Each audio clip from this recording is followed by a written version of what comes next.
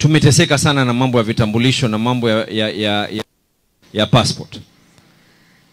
Mimi nitakupatia mfano wangu mimi mwenyewe. Mimi leo Mwenyezi Mungu amenibariki kwa uwezo wenu nyinyi na dua zenu na kura zenu. Mimi leo ni gavana wa Mombasa. Kitambulisho changu mimi kama Abdulswamad Sharif Nassir nilikipata Kibera, Nairobi, kwa sababu nilikuwa nikifanya kazi Nairobi kabla sijaanza kuingia katika mambo ya siasa. Kwa nini ana ambaye kwamba anafanya hapa, yuko hapa, yuaishi hapa na ni Mkenya ashindwe kupata kitambulisho katika maeneo haya? Ni lipi ambalo kwamba lamsimamisha? Kando ya kuwa kulikuwa na sheria na nashindwa mimi. Nashindwa. Unaweza kufanya siasa ambayo kwamba itakuwa ni siasa yenye mwelekeo.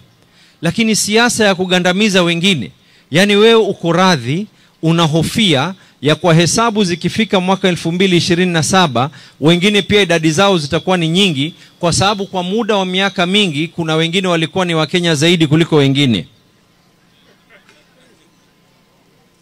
Narejelea tena, wengine ukiona wanaongea ya kwa hawataki vitambulisho vitolewe bila sheria mara mbili. Haiwezekani ya kwa sheria ya huku, sheria ya North Eastern, sheria ambayo kwamba ni Lamu, ya Kwale, ya Kilifi iwe ni nyingine na sheria ambayo kwamba ni masehemu nyingine. Sote ni Wakenya, sio?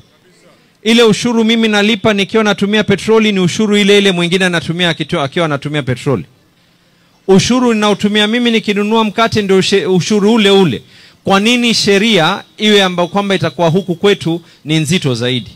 Na kuweza kupunguza hii pressure, serikali ya county tutashirikiana na wizara na tutazunguka, sio wiki hii, hiyo wiki nyingine na ukuja, tutazunguka wodi zote 30. Mimi mwenyewe nitaingia wodi zote 30. Mombasa imeongoza katika SHA registration na Mombasa itaongoza katika mambo ya ID registration katika hii Kenya.